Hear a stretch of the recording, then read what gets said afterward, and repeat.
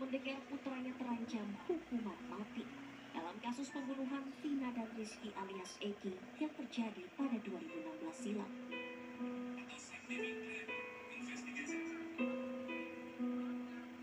Ibu dari 4 orang anak dari keluarga kurang mampu ini tak percaya dengan ancaman hukuman mati atau pidana seumur hidup yang menjerat putra sulungnya, di mana pihak kepolisian menyebut Peggy Setiawan merupakan otak pembunuhan Vina dan kekasihnya Eki. Meyakini putranya tak bersalah, Kartini hanya bisa pasrah dan menyerahkan penanganan kasus ini sebelumnya kepada pihak pengacara.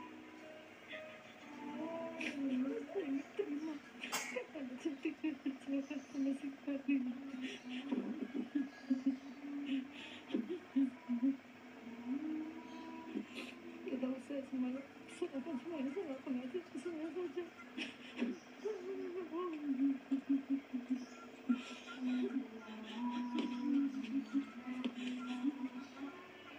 Ibunda Peggy Setiawan menyatakan akan terus berjuang membela anaknya yang ia yakini tidak memiliki keterlibatan sama sekali dalam kasus pembunuhan Vina dan Eki.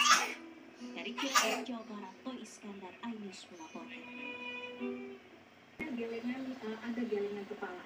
Itu bisa berarti bahwa yang bersangkutan ini, kalaupun misalnya ini adalah pelaku, dia menggeleng itu kemungkinan karena membayangkan resiko yang akan ditujukan kepadanya, hukuman apa gitu ya, hukuman baik secara fisik, baik sosial, keluarga dan sebagainya begitu. Jadi ada kemungkinan, tetapi kalau kita lihat lagi, ketika misalnya Peggy ini kemudian kecuali menggeleng tadi ya, atau menggeleng bisa juga berarti bahwa ini merupakan saya tidak melakukan hal itu gitu ya. Nah, kita lihat gelengannya ini adalah merupakan gelengan yang spontan. Nah, untuk bisa menilai yang mana, ini memang perlu ada pertanyaan-pertanyaan untuk mengkalibrasi. Jadi sekarang kita ini hanya mengkolek saja apa yang bisa kita lihat temuan dari sini. Nah, kemudian kalau kita lihat lagi, ketika Peggy ingin memberikan jadi gerakan seperti ini bisa berarti bahwa tunggu, ada sesuatu yang ingin saya sampaikan, gitu ya.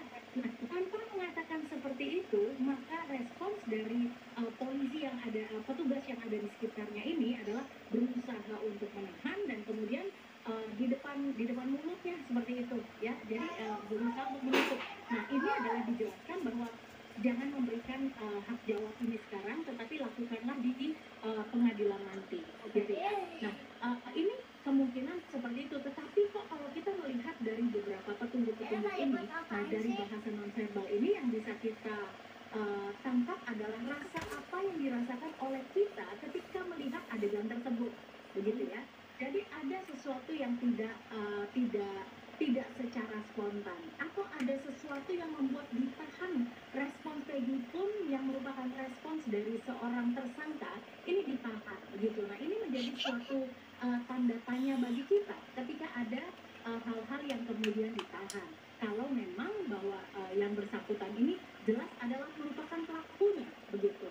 Jadi kalau ditanya dari ketiga hal ini, maka ini masyarakat ini momennya sekarang untuk membantu untuk melihat sistem peradilan kita, apakah benar begitu ya bahwa yang bersangkutan adalah pelaku. Kalau memang yang bersangkutan adalah benar sebagai pelaku, maka kenapa respons ini semuanya ditahan dengan barang bukti yang sebetulnya sudah cukup, begitu bagi polisi, begitu ya. Jadi kita mungkin agak bergeser menjadi apakah ini benar-benar salah tangkap.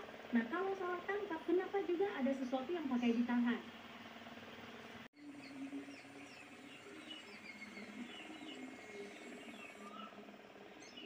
Penetapan Peggy Setiawan alias Peron sebagai tersangka dalam kasus pembunuhan Vina dan Eki ditanggapi positif pihak keluarga Vina. Keluarga Vina bersyukur dan mengapresiasi polisi yang akhirnya menangkap Peggy setelah 8 tahun lamanya. Meski demikian, pihak keluarga mempertanyakan hilangnya 2 DPO lain dalam konferensi pers Polda Jabar Minggu siang. Pihak keluarga bersama kuasa hukum akan mendatangi Polda Jabar untuk memperjelas hal ini. Habis kecilin. Saya keluarga senang ya, karena selama 8 tahun kan ini yang keluarga tunggu-tunggu gitu kan, tertangkapnya DPO yang sudah kabur itu kan. Cuman dengan Polda mengatakan bahwa DPO ini bukan 3, hanya 1. Mungkin saya dan lawyer nanti akan mempertanyakan itu ke pihak Polda Jabar. Kalau dari pihak keluarga sendiri tahu yang dari BAP ya Mas ya, yang di BAP itu kan ada nama-nama selain Egy itu kan ada nama-nama lain Mas. Makanya waktu itu kan ditetapkan 3 DPO kan.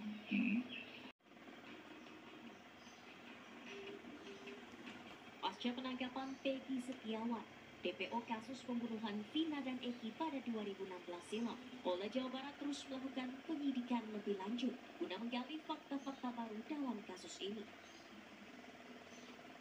Langkah selanjutnya, Polda Jawa Barat telah mengirimkan surat pemanggilan terhadap adik Peggy Setiawan untuk dimintai keterangannya sebagai saksi.